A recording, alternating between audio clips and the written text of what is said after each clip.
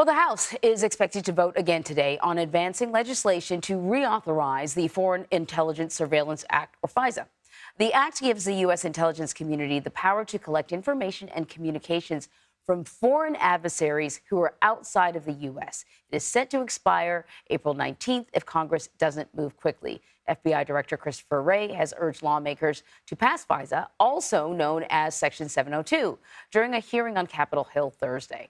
Failure to reauthorize 702 or gutting it with some new kind of warrant requirement would be dangerous and put Americans' lives at risk. So joining me now from Capitol Hill is CBS News congressional correspondent Scott MacFarlane. Scott, so just remind everyone about how important this bill is, how this, program, for lack of a better phrase, is used, but why there are also critics.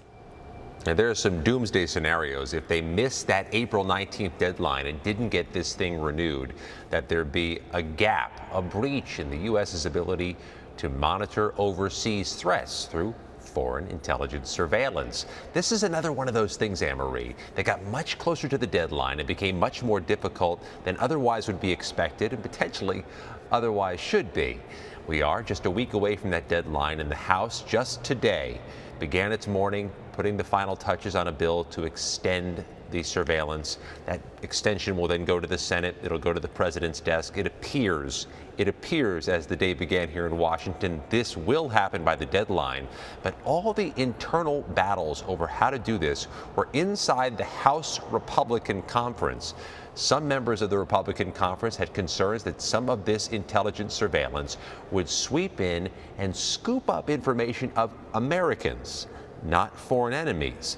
There were other Republicans, including those who lead the powerful committees, Anne-Marie, who said, no, this is not a concern, that this is strictly for foreign enemies. But then Donald Trump weighed in and said that this FISA bill should be spiked and something new should be grown from Congress. And that caused all these troubles through this week, pushing back, just like the government shutdown deadlines, some of the easier stuff Congress does close to a deadline.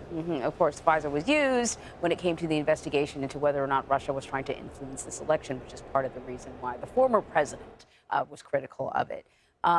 During a hearing on Capitol Hill yesterday, FBI Director Christopher Wray warned of a potential coordinated attack in the U.S., similar to maybe the Russia concert hall shooting that happened last month. What more do we know about this?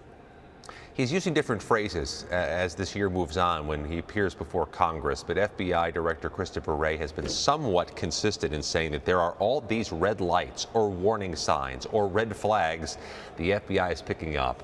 More than usual, an extreme number of concerning red flags in his phrasing that the U.S. is being targeted and the U.S. is ripe for either a strike from a foreign enemy or a strike from a domestic terrorist. And some of this is consistent with what he's argued before, but he's trying to raise awareness in Congress for the need to fund the FBI. When he sat in that hearing room yesterday, he was sitting before the panel that decides how much money the FBI gets. So he is reaffirming the concerns, the threat matrix that the U.S. is facing as he tries to get funding for his agency to combat these terror threats. The FBI director has been unequivocal, Anne-Marie. He thinks we're at more grave risk for attack now than we were just a few years ago, and he's trying to reinforce that point to a Congress which has been sluggish to fund anything.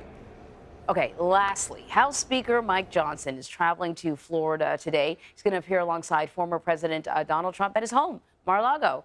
We know that they're going to be making some sort of announcement about election integrity. But what is this really about? The critics would say election integrity talk from Mike Johnson and Donald Trump is a bit rich, considering Mike Johnson was one of the architects of Donald Trump's efforts to deny the legitimate results of the 2020 election. That's what Democrats are poised to say today. But them being side by side, not just in that graphic, but literally in Mar-a-Lago, does mean something to Mike Johnson politically. He is dangling by a thread right now. His position in the U.S. House Republican Conference as Speaker. His own colleagues are kind of flirting with the idea of ousting him from that position again. Being next to Donald Trump, getting a pat on the back, literally or metaphorically, from Donald Trump, Anne-Marie, could shore up his footing to get through the rest of this Congress at the end of 2024. Scott MacFarlane, thank you very much.